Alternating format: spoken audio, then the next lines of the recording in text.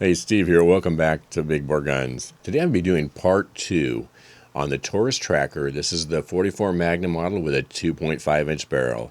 I finally had an opportunity to go out and shoot this gun. I want to share that experience with you.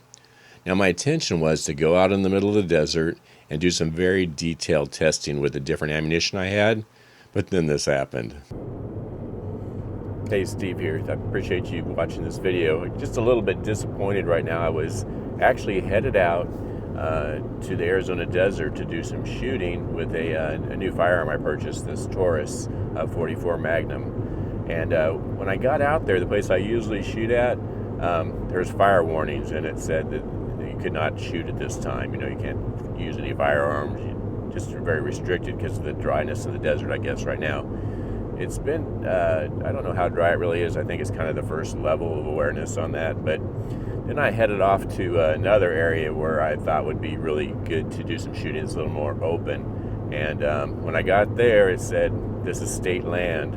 It's controlled by the state. No trespassing without permit. So I'm thinking, now this is out in the middle of nowhere. Why is there state land just controlled by them? So I drove a little bit further into another area where I thought would be good to shoot at, and when I got there, it said, this is Arizona State Trust land, and we prohibit any type of firearms being used in this area. So it's really strange. I mean, I know we're very fortunate in Arizona to be able to have support of Second Amendment rights and shooting firearms, but man, it's hard to find an area unless you actually go to pay to shoot somewhere in an indoor range. And the downside of that is you can't do anything besides shoot your gun. You can't do any chronograph tests there. You can't shoot anything but targets. So now I'm at the indoor range. I finally had an opportunity to shoot this handgun. Well, let me share some of the experiences I had using it. I'm going to share some of the things I really did like about this gun. I also have some concerns I'd like to share with you. So let's take a closer look at the Taurus Tracker and see how well it performed at the range. So to test this handgun for my first shots, I decided to take 3 different types of ammo with me. The first was Fuyoshi. These are 200 grain semi-jacketed hollow points. The second rounds I chose to fire were these 44 Magnums. Fuyoshi semi-jacketed hollow points, 240 grains. They're rated at 1,330 feet per second. And then my last rounds were some of my favorite. These are Underwood 200 grain 44 Magnums rated at 1,650 feet per second, which is a pretty hot round for a 44 Magnum. I was really interested to see how well they do in a 2.5-inch barrel. Well, here you see the first 5 shots I took with a 44 Special. I wanted to get an idea of how this gun felt in my hands, see if it had any recoil at all with a 44 Special, and also see how accurate it was.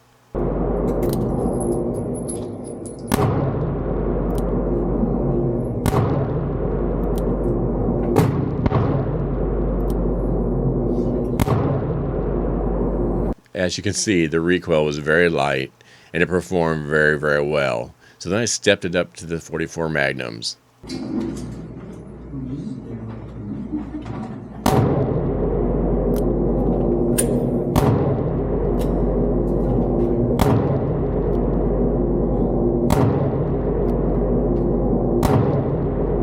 And finally, I jumped up to the Underwood ammo, which were the hottest rounds I had with me. And it did have quite a bit more kick. It was a lot of fun to shoot.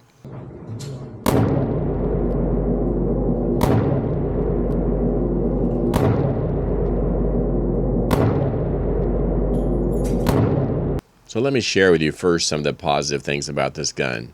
Now, my expectations were pretty low. I'd watched quite a few videos about it. I'd heard some mixed results from Taurus, so I wasn't sure how well I'd really like it myself. But I was really surprised. So the first thing I wanted to share with you that I really liked about this gun was accuracy. The very first round I shot at 7 yards was dead center on the target, which really surprised me. Now the others were within 2-inch groups around that. They weren't dead center like that first round, but still very, very accurate. Then I decided to send it out to 20 yards. Still shooting groups within about the size of my hand. That's pretty impressive for a 2.5-inch revolver. So number 2 is these sights. To begin with, they're non-adjustable. This is just a groove in the back. So I didn't expect to like these because I want to set the gun up perfectly accurate for the way I shoot. was I surprised. I didn't need to adjust the sights. Looking down this groove of this fiber optic front sight picture was good, and I quickly acquired target using these fiber optic sights. They worked really well, and accuracy was not a concern. The third thing I liked was the double action trigger pull. I actually found myself using it more than single action, which is not consistent with what I usually do with most of my big bore revolvers. It's not too bad at about 9 pounds and is very smooth, and I enjoyed shooting it that way.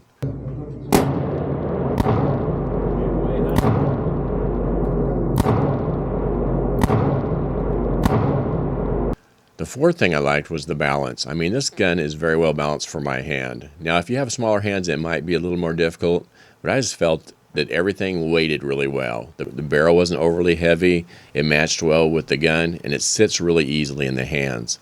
The balance made it easier for me to handle the recoil and made it more enjoyable to shoot.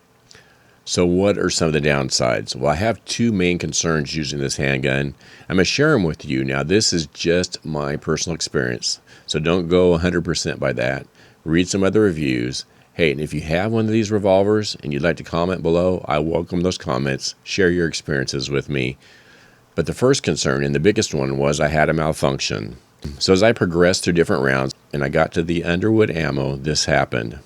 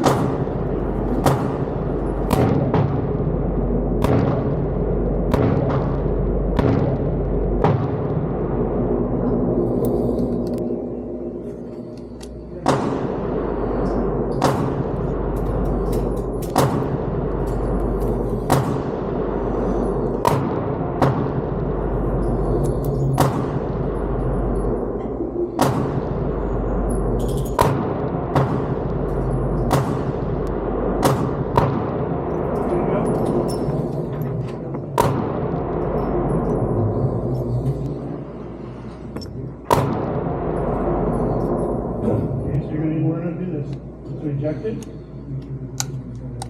put 5 bullets in it.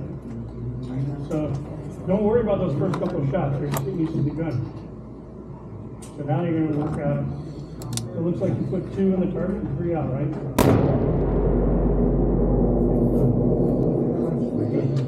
So I experienced this issue when I first used this high performance Underwood 44 Magnum ammo. This is the hottest ammo I had with me. When I fired the first 4 rounds, everything was flawless and it shot just fine. When I got to the 5th round and the hammer went back, the cylinder stopped turning about midway, which surprised me. So I tried it again. No, the cylinder was stuck in position and wouldn't turn. Was it a problem caused by me? Well, it could have been. I haven't experienced that type of situation before, but it could have been. So I went ahead and opened the cylinder up, checked. Everything looked fine, as you can see here in the video. Everything looked like it was seated right. There didn't seem to be an issue. Put the cylinder back in place, tried the same thing. Talk about midway, the cylinder would stop turning. It was not going to fire that round. I couldn't get it to turn all the way. So what I ended up doing is I went ahead and opened it up. I dumped all the ammo. I put in just the 1 round, put it in place, closed up the cylinder, and fired it. No problem at all. It shot just fine. No problems before that. No problems after that. It worked just fine. Which brings me to my second concern. Now, this could be me, but it feels like the cylinder has loosened up some after I fired these Underwood rounds. Let me explain. So this gun is unloaded. As you can see here, I did check it before I started this video, but just to show you. Okay, let's turn it and get ready. So when you lock it up, that cylinder should be pretty tight. Very tight. Feels really good. Second. Wait a second. Feels a little bit looser. Kind of in between the two. In between the two, a little loose. Still a little loose. Feels nice and tight. It's inconsistent. They don't all lock up the same. Now, is this an issue? Now, all revolvers will have a little play here. That's normal. And this level is not going to be a problem. I'm not going to have a problem with the bullet entering the forcing cone and going off. I didn't notice any degradation in accuracy or the way this gun performed after that. It still shot just fine.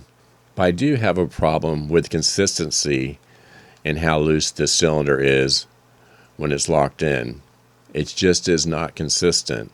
Now, I had checked that when I first bought the gun before I went out to the range, and as I recall, all the cylinders were much tighter, and it seems to loosen up a bit. Now, is there some break-in with the Taurus revolvers? I don't know. I can't tell you because I haven't had this gun long enough or fired enough rounds. I will tell you, do not shoot plus P ammunition in this handgun, not even a little bit, because it's not rated for it, number one, but also because I think it could be somewhat dangerous and really wear this gun down much more quickly than standard 44 rounds. So that's my main concerns. Again, please comment down below. You may have experienced some of these same things, or you may think, hey, this is not a big issue. It's an issue for me because I don't have any experience using Taurus, and I don't know long-term what the effect of that will be. So that's the end of this video. I appreciate it if you'd subscribe or comment below. Also, I want to share with you something exciting. I just ordered a Smith & Wesson 500 in a 4-inch barrel. I'm excited to get out and try that out. So if you'll subscribe, you'll get a link when that comes out in the next couple of weeks. Thank you, and I hope you have a great rest of your week.